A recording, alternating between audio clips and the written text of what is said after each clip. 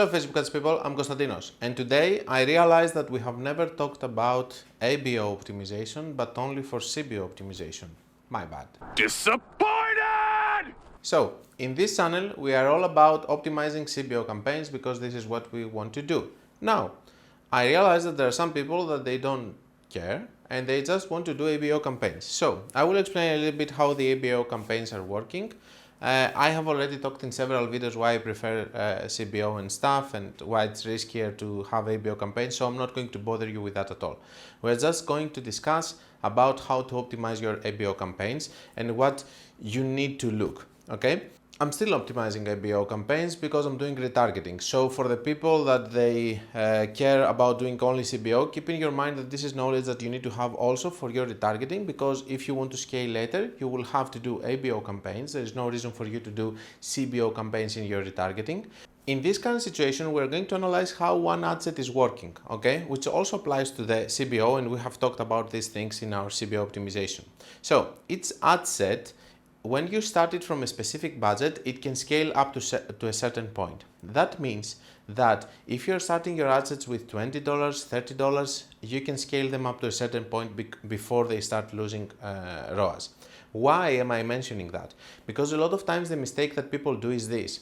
They increase the budget. First of all, they increase the budget super fast, but we're going to talk about timings in a little bit. But the first thing that they do is that they increase, and then when an ad set is not producing good results, they just close it. This is not a solution. A lot of ad sets in ABO campaign, when you're going to decrease the budget, they are actually coming back.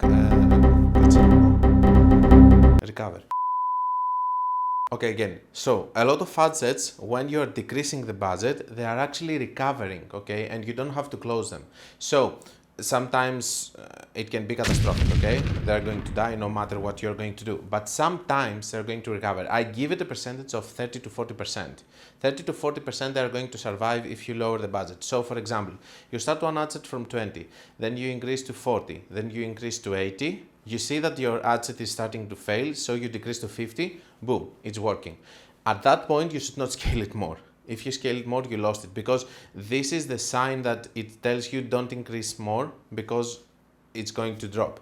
So this is one thing that is very crucial in ABO optimization. You can increase, but when you see results falling, don't close your ad sets immediately. Try to lower the budget because some of them are going to recover. Second thing, have into your mind that if you want to have something that you want to scale to $300, it's impossible for you to start from $20. Why? Because you are asking too much. Starting an ad set from a higher level, so for example, starting from $100, it's easier to go to $300 because it's going to survive, it's going to be successful, and so on. But if you started from $20, the amount of increases that you have to do, there are so many that you will never be able to reach the 300 point. So keep into your mind what you want to achieve, and the way that you want to achieve it is like this, starting from a higher point if you have a high number into your head of your spend. The third thing that I want to mention about the ABO campaigns is that each one of your ad sets is different, okay? Nothing is influencing the other ad sets. You can just add more ad sets inside the campaign. There is no problem to that. You're just putting different budgets to them. No problem to that. It's not influencing the whole campaign. The whole campaign is there just to group them together so that you can have them in one place. But other than that, it's not performing like the CBO, and it's the changes or the things that you are adding over there, they're not going to influence anything. The last thing that I want to mention, even in an ABO campaign, your ad sets are there and they're optimizing. If you change even a comma, a creative, or anything else, this is going to reset them and they're going to start all over again. Another thing that a lot of people do in ABO campaigns is this. They have one ad set. When they see that it's working with $20 budget, they do the thing that we discussed earlier. They start it from a higher point. They duplicate it, and this time instead of starting it from $20, they just started with $100. Okay, and then if they see that the $100 is working, they duplicate this one inside the campaign and they start it from a higher level. So this is one way of doing it in a more secure way, instead of just increasing the same ad set again and again. Because I can hear the argument that a lot of times people say, Konstantinos, you are not right, because you should not increase one ad set all the time. You can just duplicate it and start it from a higher point.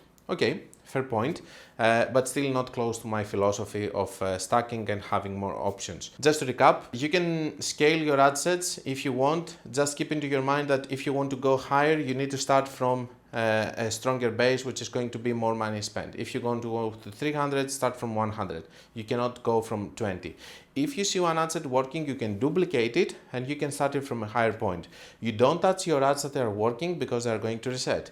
And last thing is that don't close the ads that they have actually started failing because you scale them. Just decrease the budget and maybe you will find a new balance which is going to help you keep this ad set working. And that's all I had. If you want to learn more about Facebook ads, don't forget to check my book or my free course. And until we meet again, guys, be creative, use CBO, and be consistent.